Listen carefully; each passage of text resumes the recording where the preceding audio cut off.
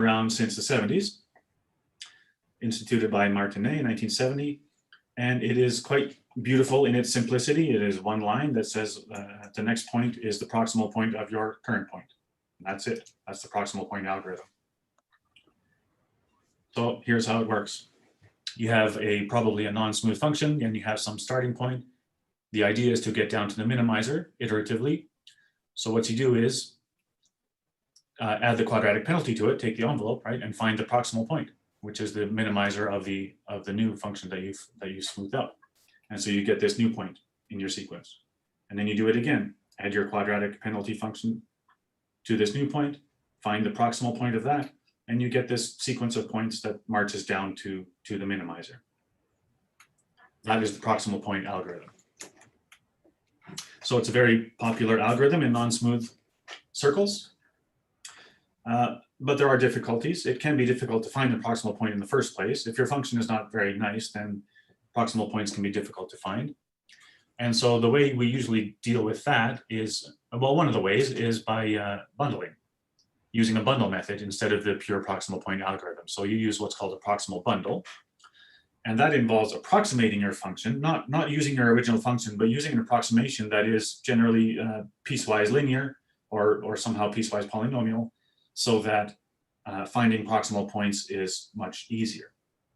So first you build your model function, and then you find the proximal point of the model, which approximates the proximal point of the original function. And you do this iteratively, and you use what's called a bundle, because the bundle is a collection of information that you use as you go along to build better and better models at each iteration, more accurate models. So that's the proximal bundle method. And here's a little illustration of how that works. So going back to the proximal point method, we're going from this point to this point. That's one step in the proximal point algorithm. What the proximal bundle method does is gets you that one step in an approximate manner. So this function, let's say that this function is not convenient to work with, not easy to find proximal points there. So we're going to model it and then find the proximal point of the model instead. So the first iteration you model with just a linear function, straight line, and it's very easy to find the prox point of a straight line. So you do that, there it is, and there's your approach to the actual proximal point. And now your bundle has increased by one, you have one more piece of information, and you can build a better model. So now we have this piecewise linear model of our function, two linear functions stuck together, and now we take the prox point of that. And that gets us over to here. So now we have, again, one more piece of information in our bundle. And now we can build a three-piece piecewise function that approximates our function. And we can keep going like this until we get close enough to the true proximal point of our function f. That is the proximal bundle method. So proximal bundle makes it easier to approximate proximal points of the true function without having to deal with the function itself, which might be difficult. So proximal bundle methods are used routinely as subroutines in optimization algorithms where you have non-smoothness. And then we move into a derivative-free method. So DFO, derivative-free optimization, is quite common nowadays. And it's used when derivatives are not available, gradients are not available to you, or maybe they're just too expensive to calculate. They're computationally inconvenient or even impossible sometimes. So you have to use some kind of derivative-free method. So what we did last year was create a derivative-free proximal bundle method for use in an algorithm that I use often called the VU algorithm. So VU, that's coming up soon. I'll explain what that is, but the point here is that we have created a derivative-free version of it. So the problem with derivative-free methods is you no longer get this nice minorizing approximation of the function. Once you have error in your derivatives, you might get some situation like this where the approximation function is up into the epigraph of the function, which is not convenient. Regina is nodding her head in agreement. I'm sure she knows. So yeah, you have to deal with these kind of errors that are no longer hyperplanes, no longer cutting planes underneath the function. So That's something that we have to deal with in the DFO world. So our purpose was to create a DFO proximal bundle algorithm in order to develop a DFO VU algorithm. So the thing about prox points, they are slow. We have to kind of live with them because in non-smooth analysis, we have to have some kind of approximating way of getting this information. And prox points is about the best that we have, but they are slow. It's not a fast convergent method by any means. So the idea behind the VU algorithm is to get some speed into the process, to get Newton's algorithm, which is quadratically convergent, into the algorithm as much as we can. So the idea behind VU is at any point, at any current iteration point, you split the space apart into two pieces called a V space and a U space. And the idea is that the non-smoothness of your function is due to one of the subspaces only, the V space. That represents the non-smooth directions of your algorithm, and then, of your function. And then in the other orthogonal space, called the U space, the function behaves smoothly. So in that space, you can take a fast step, a fast minimizing step, like a Newton or quasi-Newton method. And so you can, it's this two-phase iterative method. You work in the V space and then in the U space, and then the V space and then the U space. And you get a little bit of a speed increase by working in the U space because you can use a fast method since you have smooth behavior in the U space. Okay, so we're taking advantage of the structure of the function itself to separate the non-smooth problem from the nice smooth structure of the function. So the V space is orthogonal to the U space, and the union of the two is the entire space, Rn. So here's a little example in 2D. We have a function that is x squared plus absolute value of y. So it's very typically smooth in the x direction, nice and quadratic, and very typically non-smooth in the y direction. Right? So if you look at it from two different points of view, from the point of view of y, you have the absolute value, the V shape. And then from the point of view of x, you have the U shape, the nice, smooth, quadratic. And that's where VU, that's where the title VU algorithm comes from, this V and this U. So here's the VU algorithm, the original. Some of you probably, many of you know Claudia Sagastizado from Brazil. She is one of the creators of the VU algorithm, along with Robert Mifflin.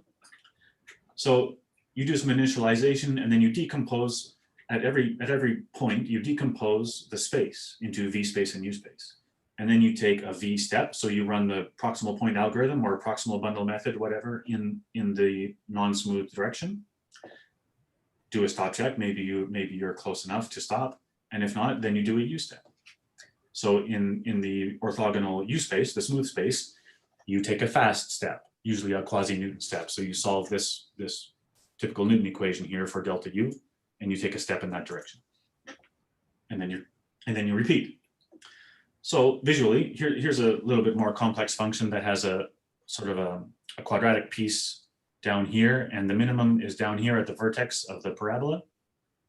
So if I turn this on its head so that you're looking down into the bottom of the function from the bird's eye view, here's the minimizer here. And so whatever starting point you choose, here's what the VU algorithm does. You take a V step, so into the direction of the non-smoothness. Here's the non-smooth ridge here called the manifold in black. So you take a V step down to the problem, the non-smooth part, and then you take a U step orthogonal to that towards the minimum. And then another V step down to the manifold again, and then another U step towards the minimizer. So in this sort of zigzag fashion, you take V step, U step, V step, U step, V step, U step, until you get to the minimum. And the V step is slow because it's a proximal point algorithm, but the U step is fast. It's Newton or quasi-Newton.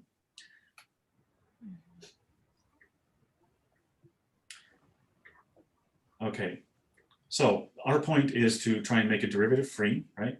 That's the goal. And there are two steps to that. So the V step requires a proximal point. And in order to make that derivative free, we approximate it by using proximal bundle method. So we no longer have to calculate derivatives, gradients. We just use the piecewise linear function instead. And the U step requires a gradient and a Hessian in the U space, not in the whole space, but still what we call a U gradient and a U Hessian. So we need to directly calculate those. And in the DFO version, we don't want to do that. So we are going to approximate those. The gradient we approximate by using the simplex gradient method. And the Hessian, the U-Hessian, we use the minimum Frobenius norm method. So let's see a little bit about that. First of all, the simplex gradient. So again, I think most of you will be familiar with that. But the idea is you approximate your function with an affine function, linear function, using a set of n+1 points that are nicely spaced in Rn, close to your point of interest, and then you just take the gradient of the affine function, and that is an approximation to the gradient of your original function. That is what the simplex gradient is. So if here's your objective function and here's your current point, this is in R2, so you need a total of 3 points. So you take your original point and 2 points close by that are not collinear, and you create an affine function with that. And then you just take the gradient of the plane here, and that will be a good approximation to the actual gradient at the blue point. That's the simplex method. So here are the algebraic details of the simplex method.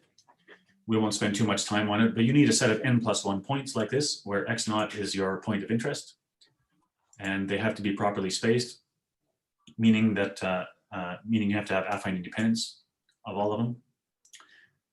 You define the simplex gradient as S inverse times delta, where you define S as this n by n matrix, subtracting the point of interest out from each other one. And then the delta is the vector of the function values, the difference vector of function values. So you do this little operation, you find the inverse of S, do this little product, that is your simplex gradient. So that's how to do it algebraically. And so a typical thing to do is to use, for example, the coordinate directions. You take x0 and then you add each coordinate direction to it by some scalar delta, small number usually. That forms a simplex. And with that simplex, you can build your affine function and take the gradient. So the condition number is one of the important ingredients in the simplex method, because it allows the procedure not to degrade as your radius of the simplex shrinks. It gets closer and closer to 0. So the condition number is just the norm of this S hat inverse, where S hat is the sort of normalized version of F. So it's the matrix divided by delta. Delta is called the radius of the simplex. It's simply the maximum distance from your point of interest to any other point. So this nice feature of the condition number is that it keeps the method from degrading, while you can still make delta arbitrarily small, arbitrarily close to 0, and you can still do this procedure. So there's an error bound, not developed by me. This part came before me. So the simplex gradient has been determined to be accurate to the true gradient of the function within a multiple of delta, the radius of the simplex. Okay, so by controlling delta itself, you can approximate your gradient, or U gradient in this case, as closely as you need to by shrinking delta. And the same kind of thing goes for the Hessian.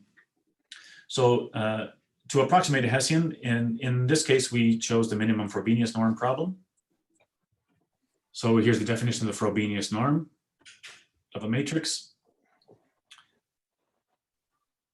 And we chose it because the DFO Vu algorithm, the way that we constructed it, is for finite max objective functions. So it's a convenient way to approximate a Hessian, as we'll see. So finite max, that just means you can express it as the maximum of a finite number of convex functions. So here's a little example of 3 convex functions. It's 2 straight lines and 1 parabola. And you take the maximum of all of them. So you get this funky looking function over here. That is an example of a finite max function. You have a finite number of pieces, convex pieces, take the maximum of them all. So the algorithm that we wrote applies to these types of functions. Okay, so for the Hessian, approximation of the Hessian, this time you need 2n+1 points instead of n+1. So typically you take the coordinate directions and the negative coordinate directions in all. So that gives you 2n+1 points to work with. And then for each active function, meaning each active piece at your current iteration point, you solve this problem here, which is called the minimum Frobenius norm problem. Okay, so H and B and C are your variables. Z is known. Zj is just a column of this Z matrix that you already know, and you find the argument of the norm of H here, the Frobenius norm. So you do that for each of your active functions that is in touching the current point, and then you take the average over all of those, and that is your approximation to the Hessian. So, and then to translate it into the U space, you do this U-dimensional transformation, and that is the approximation to the U Hessian, which we call nabla squared U. Okay. So again, there is a nice error bound. It looks messier, this error bound, but the fact is all of these things inside here are constants, all known, and it is all multiplied by delta again. So you have this nice factor delta where you can control, so you can control the size of the error in your Frobenius norm Hessian. Okay, so same kind of thing, same basic result as the simplex gradient. So the derivative-free VU algorithm is very similar to the original VU algorithm, except for these additions in red. Okay? So there's one extra check in your stopping condition, and then instead of using an actual U gradient, you use the simplex gradient, and instead of using the U Hessian, you use the minimum Frobenius norm approximation Hessian. And everything works the same as before. And then, of course, you don't get convergence to the minimizer exactly, but you get convergence to within a factor of delta, factor of your radius that you're using. So that was all the former work that my supervisor and I did. And now, this year, we have been into new approximations. So what we want to do is improve the performance of this algorithm and any other algorithm that needs derivative-free methods by finding better ways to approximate a Hessian and approximate a gradient. And also, we want to generalize this process by relaxing the requirement on the number of points needed and therefore the number of function evaluations needed, because function evaluations is also a point of concern. It can be costly. So we want to minimize the number of function evaluations that we need to perform. So here's what we've been doing. We used, instead of the simplex gradient, we used a generalized simplex gradient known as GSG. And the generalization is that you no longer need to use exactly n+1 points in Rn to make your approximation. You can use more than that, or you can use fewer than that. So those are called the overdetermined and underdetermined cases. And it depends on your problem. You might have more points available. You might want more accuracy, or you might not have enough points. You might not have n+1 available, or you might not you might not want to do that many function evaluations. So you can use fewer points than that. Okay. And then of course, your approximation won't be as good, but still that's balanced by the benefit of not having to use as many points. So if you use k points instead of n+1 points, just k is any natural number, then very similar to the simplex gradient definition, the generalized simplex is this S dagger times delta of x instead of S inverse, because we don't know that we have an invertible matrix anymore. Okay, we don't know how many points we have. Well, it might not be a square matrix in the first place. It probably actually isn't. So there is no inverse matrix, and instead we use the Moore-Penrose pseudo-inverse. So the procedure is much the same. It's just that we use the pseudo-inverse instead of the inverse function here, and the rest of the definition is the same. And so we proved in a paper just a few months ago that using the generalized simplex, you also get a nice bound that has a multiple of delta, your radius of the simplex, but also you have this factor square root of k, where k is the number of points that you're using. Okay. And so actually we have this problem of the more points you use, the bigger this number gets. And so you can imagine that as, for example, taking the limit as the number of points goes to infinity, this could actually diverge to infinity, right? So that's a current paper that we're working on right now. That's not the subject of this talk, but you can see that there are maybe additional problems that come with this. But anyway, it's a pretty nice compact bound, and there's this multiple of delta that we really want.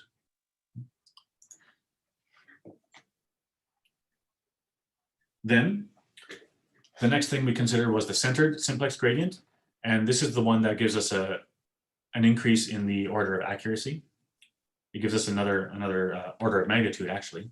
So what you do with the centered simplex is you use more points. So you use 2n+1 points instead of n+1. But your error bound is drastically increased. Instead of order delta, it's order delta squared, which is huge improvement. So probably well worth using the extra points in most situations. And so what you do, you build a simplex that is of size 2n+1 instead of n+1. Actually, you build two of them. So you build this regular simplex with n+1 points, which you rewrite as x0 plus whatever difference in each component. And then you build another simplex by subtracting that difference. It's called the reflected simplex. And then you take the simplex gradient here and the simplex gradient here and average the two. That's what the centered simplex is. Okay? So you build one simplex and then you reflect it around the point of interest and build another simplex and then find the average of the two. Okay? So here's the centered simplex definition. It's very similar looking to the original. And it can be proved that it is actually just this average of two regular simplex gradients. And that is brilliant because when you do the Taylor expansion, you get some cancellation of the first order terms because of the negative sign over here. And you end up with error bound that is starts with the quadratic piece instead of the linear piece. Okay, so then the next step was to generalize that. We take the centered simplex and we generalize that procedure to use any number of points instead of exactly n+1 points. So now we have what we have denoted the generalized centered simplex gradient, which is a bit of a long title, I know, but it encompasses, it characterizes both the generalization aspect and the centered aspect, the reflection. So we did the same work. And okay, so here's a little bit of a visual. So before we had this point of interest and we built this simplex here. So with the centered simplex, you take these 2 points and reflect them around the blue point. So you get these other 2 points and build this other simplex as well. Okay, so you have this one here and you have this one here. Take the gradient of both and take the average. That is the centered simplex gradient. And it's much, much more accurate than just the regular simplex gradient. Okay, so we came up with these results. If you have C2 plus functions, objective function C2 plus, so you have a Lipschitz constant for the Hessian, the true Hessian, and you have a well-poised set, meaning you can construct a simplex with this set, then you can prove that the centered simplex gradient has this error bound. So it does have this square root of k in it, as the generalized one did, but the drastic improvement is here. We don't have delta anymore, we have delta squared. And of course, you're going to drive delta down to 0 as you're running this in an algorithm, in a minimization algorithm, right? So the error is just going to shrink much more quickly than order delta. In the underdetermined case, so when you have fewer points than n+1, the best you can do is this f sub u, where you are u dimensional only, not n dimensional. Okay, so I should say k dimensional, right?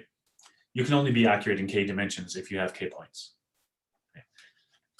So that's the price you pay for not using enough points, let's say.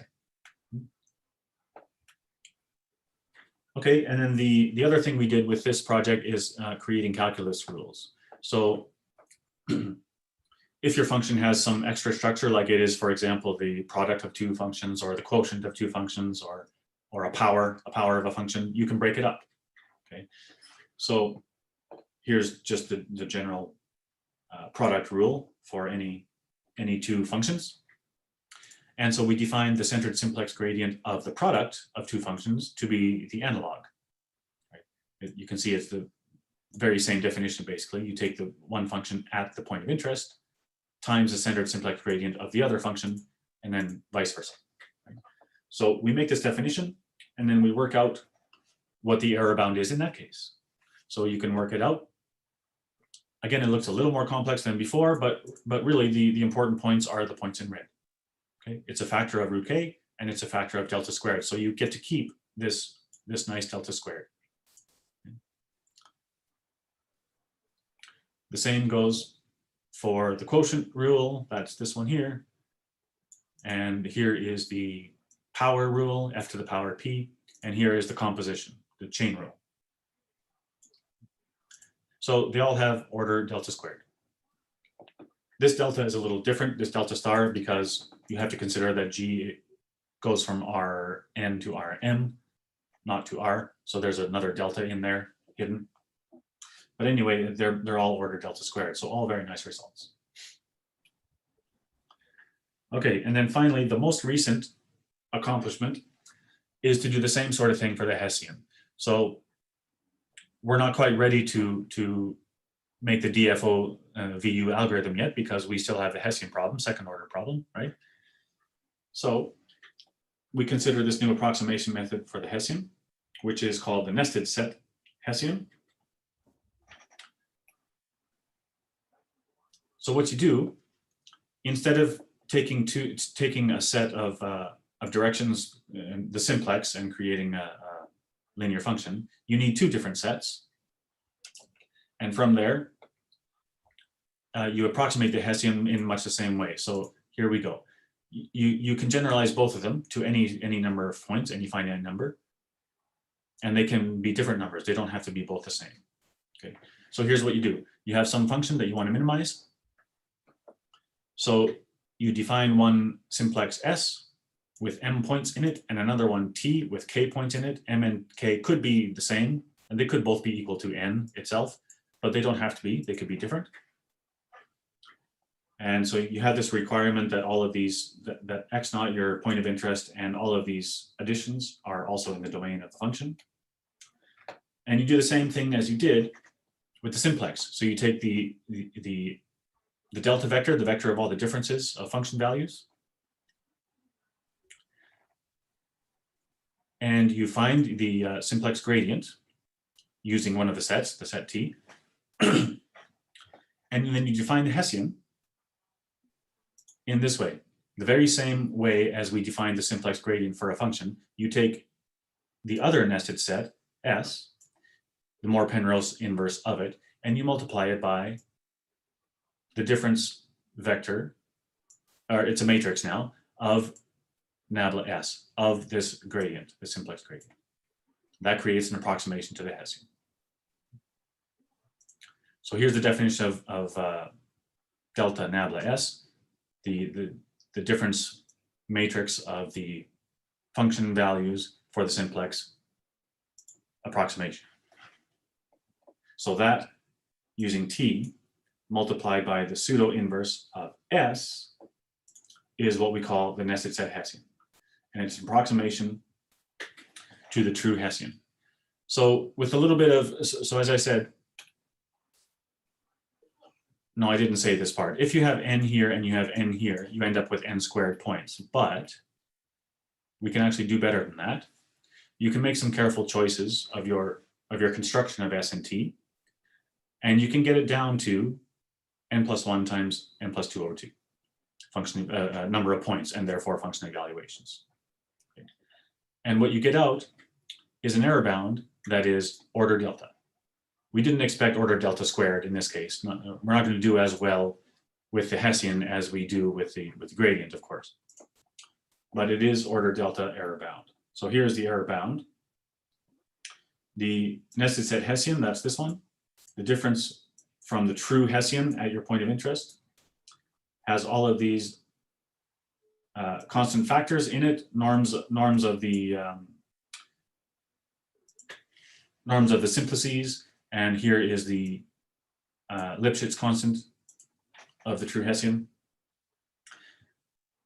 And the important point again is that you have a factor of m and a factor of k, root k, where m and k are the sizes of S and T, simplices, and this factor delta, the radius. And you can do even better if you want to use canonical directions, unit canonical directions, okay? So if you set m equals k equals n, and you use canonical directions, this is further improved. Okay. In fact, it's just a factor of n squared and the Lipschitz constant. That's all you need. We also created calculus rules in this case for the same, not for as many cases, but we did a product rule. This is the standard product rule for the Hessian of any two functions. So the same kind of thing. We defined the analogous rule for the simplex Hessian and proved this error bound for the product of two functions. The highlight is that it's a function of delta. And then we were able to create a quotient rule and a power rule as well. And we had to stop there. I think we can do maybe chain rule and the multiple product rule later, but we didn't get to that in this current paper. So in summary, there are many things you can do to create new and hopefully better approximations. You can generalize the simplex gradient, you can center the simplex gradient, and you can put those two things together. Okay. So that's what we did. That's called the generalized centered simplex gradient. And it gives you quite an improvement from order delta to order delta squared on the error bound. Also, if you use the generalization aspect, it gives you more flexibility in the number of points you have to use, the number of function evaluations you have to do. If you want to decrease that, fine. If those are not expensive and you want to use more points so that you get better accuracy, that's also fine. You can go in the other direction. Okay. And then in the Hessian case, we did the very same procedure, well, similar procedure as we did. We based our work on the nested set Hessian on what we did here. We used this definition in finding the Hessian, and we got out order delta error bound. Okay. Now this order is the same as what we get in the minimum Frobenius norm. So I don't know yet if it's actually an improvement. So at the moment, it's just another method of an approximating Hessian. I have yet to prove or disprove that it's actually faster, that it's actually less expensive, whatever that might mean, than doing it this way. But one thing that I can say for sure is that the Frobenius norm works nicely for finite max functions, but I don't know that it works for other families of functions. Okay, so the nested set Hessian is not restricted to any particular class of functions. It theoretically works. It theoretically has this bound, whatever objective function you're using. So we also didn't get a chance to do numerical experiments yet. That is in process. It's not going to be in this current publication, but it'll be out next year. And I think that's about all I have to say. So, oh yeah, if there are any students listening and you had any interest at all in anything that I said, I have a position for you, PhD position that's opening up next year. So give me a shout. And that's all that I have to say. So thank you very much for listening. There are my references. I'm happy to take any questions, or is the host going to jump back in? I don't know.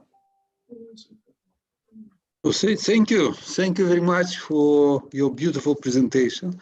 Okay. And indeed, even for me, something was clear, and yes. I clarified my understanding of certain things. Oh, very good. And I heard familiar words.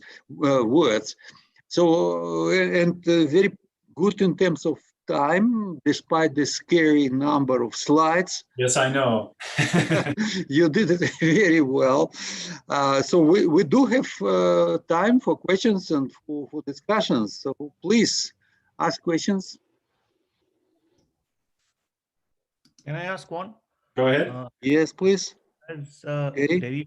derivative-free methods been used for computing Pareto minimizers, doing multi-objective optimization? I'm sorry, I couldn't understand what you said. Is the DFO methods Yes. being used to compute Pareto minimizers? Pareto? Did you say Pareto minimizers? Yeah, yes. Yes, Pareto. yes, they are. And in fact, that is a project that that I'm going to be working on probably next year. So Me too. I don't know if it is currently used for that, but I do see potential for doing exactly that. So yes. No, actually, I'm also trying out with one of my postdocs. Are you? Yeah, based on this book of Ode and your supervisor, Warren Yeah, here. Warren Hare. Yeah, yeah. And what I just want to ask you that could you give me an estimate of the time that it takes for proximal gradient methods or proximal point methods, especially in computation, because you are good in computation. Because I had just a very kind of a bad experience while trying to generalize the proximal gradient methods for convex Pareto optimization problems. Yes. But with Bregman distances with my postdoc, the Mhm. theory we could do successfully. But when we tried it on some problems, it took around 5 hours on some problem. Oh. I do not know. Can you give me some idea of how? Well, so the time, yeah, I'm afraid that proximal methods are just not fast. The VU algorithm, for example, even though it's sped up because you have this splitting effect of doing the proximal method only in a subspace, it was proved to be super linearly convergent, and that's the best that they could do. But the DFO version will be linearly convergent at best. That is not yet proved either, but it's not going to be any better than linear convergence. And I don't really see any way of getting around that, because I mean, it's just when you're faced with non-smoothness, it's just a difficult speed of convergence problem. So I'm afraid I don't have good news for you on that front. It's going to be slow. It's going to be not you know. So no good news at the moment. It means that good news will come. So Andrew Eberhard says that he has a question in the chat. Yes, Andrew, please. Sure. Thanks for the talk, Chayne. Look, I don't know whether I missed it, but how do you go about choosing the U and the V space at a particular point? Oh, that is defined. Okay, maybe I didn't mention that clearly. That could be. So there is a very clear definition.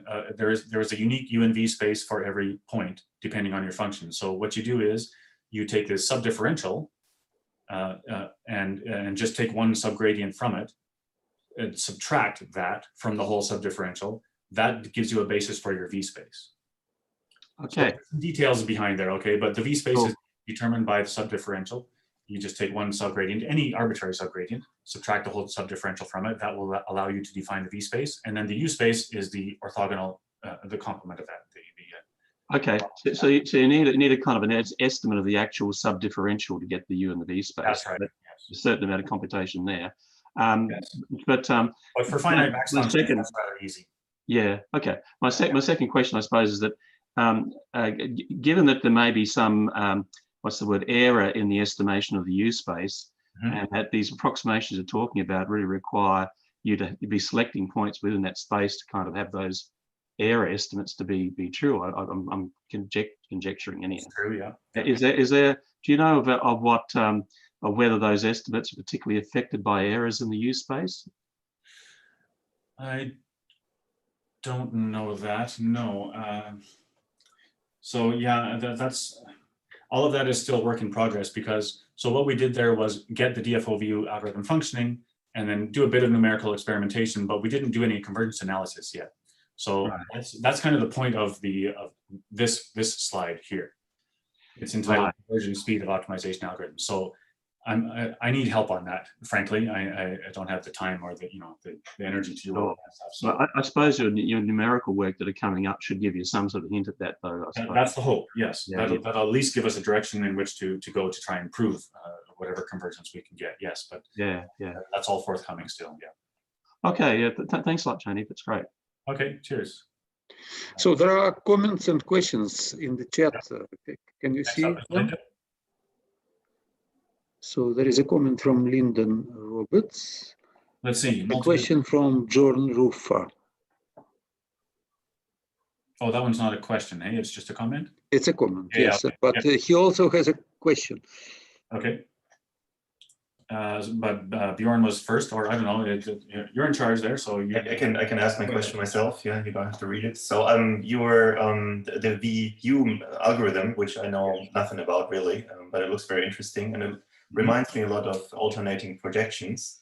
Yes. And I was wondering if you can shed some light on the connection between the two.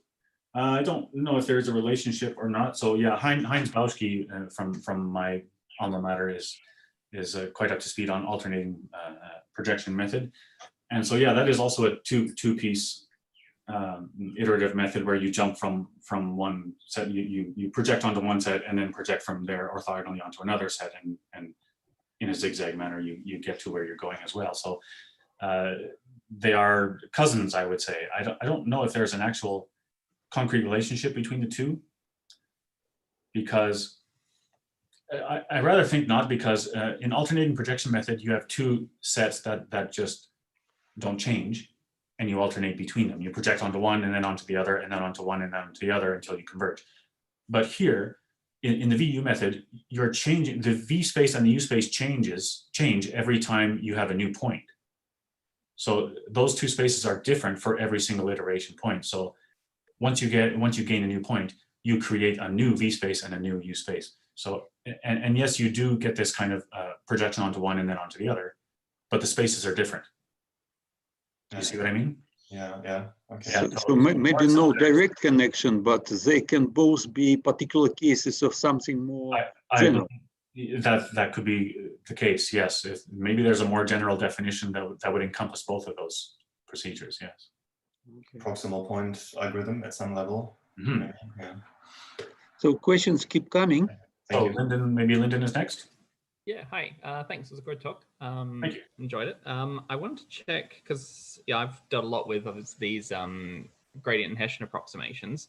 You sort of talk about doing basic gradient and Hessian separately, whereas it'd be quite common to do, actually, as you wrote down with the minimum Frobenius formulation, you get out the gradient and the Hessian at the same time, and then you get these sort of fully quadratic type approximation bounds. Do you know how what you're doing compares with that approach where you get sort of 2-in-1, I guess? Yeah, we probably could do the same kind of thing, because what we're doing is getting a Hessian by using what we already did with the simplex gradient, right? So we're sort of taking the simplex gradient of the simplex gradient, loosely speaking, right? Yeah. So yeah, getting them both at the same time. I mean, the way that we did it, you had to calculate one and then use it to get the second order stuff. So I don't know. That's something to think about. That's something maybe for a future project, that we could become more efficient in our calculation of the Hessian. That's always certainly a distinct possibility. Yeah, that would be a nice thing. And just sort of a general comment I had, because I've looked at this whole sort of plus and minus. Yes. The reflection things, reflections and related things in terms of Hessian calculations. And one thing that I found, I'm not sure whether your numerics are going to show this or have shown this, is that it's hard to reuse information, because as soon as you change where you are, you no longer have kind of reflection directions. You have things that aren't basically aren't parallel anymore. So that's something that's a problem that I've come across that you might as well. I'm not sure. Yeah, we didn't reuse any points. Yeah, so once you shift from one point to another, then you've lost basically all the information that you just had. That's true, and then you have to recalculate another, say, 2n + 1 points. That's one of the cons. So put that in the con list. Yeah. Thank you. It was a good talk. Thanks. Thank you. A question from Gary Newsom. At each iteration, the points chosen for the simplices are restricted to the U space. Yes, so if you are in the U space and you are approximating the U gradient, then there are. Thank you, Regina. There are details missing in there, and I can send you, of course, the full paper if you're actually interested. But you do a reduction, sort of a projection, let's say, down into the U space. So you take the full point in Rn and you multiply it, pre-multiply and post-multiply by the basis for the U space, which brings you down to U dimensions. And it is in that space that you need the approximation to the gradient and the Hessian, only in U dimensions. That's right. And that's the point. Just one. We're trying to save time by doing that sort of thing. Yes. Sorry, just one further question. In any of your problems, do you actually have prior knowledge about your Hessian is sparse, or your gradient or Hessian vectors are sparse in some sense? Sparseness, no, that's an interesting point, because that can gain some extra advantage, right? Sparse matrices. So yeah, we haven't. We are aware of that, but we haven't inserted that into our problems. No, at least not yet. It is a good point. Yeah. Thank you. More questions, comments? Yeah, I have one question. I mean, Janos? this reflected thing it's basically a centralized difference quotient. Yes, it is. Yes. And so the centralized difference quotient converges with quadratic order, but only if the objective is smooth. And so, am I misunderstanding something? Because you seem to be treating non-smooth functions, but you're getting the results for smooth functions. That's something I don't really get.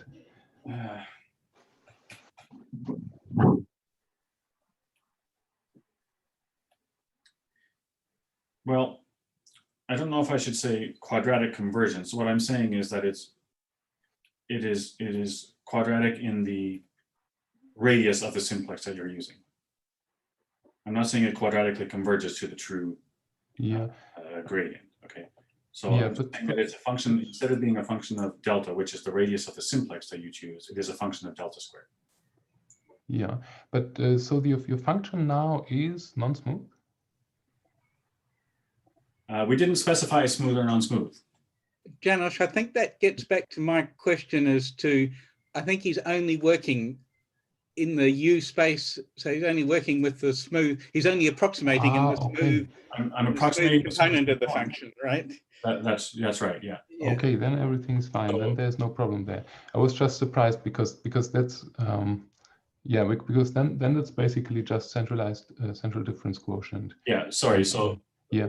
So yeah, when you're in the V space, in the problem space, you have to use the proximal bundle method. We have no other option there. But in the space, the reduced U space, you can do this sort of thing and gain some speed. Yeah.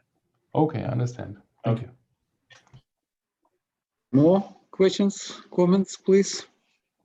We still have a few minutes. It looks like we've run out of questions. If you need more questions, I can come up with more. That's not a problem. It is not the case that we require additional questions, but if you have a question, please ask it. Yeah. One thing that I also didn't get is, if you do this, you do a V step and a U step and so on. I mean, usually the advantage of doing a quasi-Newton is that you can update your matrix. But if you now do one step of one kind and another step of another kind, how do you then update your Hessian? Yes, that is, I suppose, a disadvantage.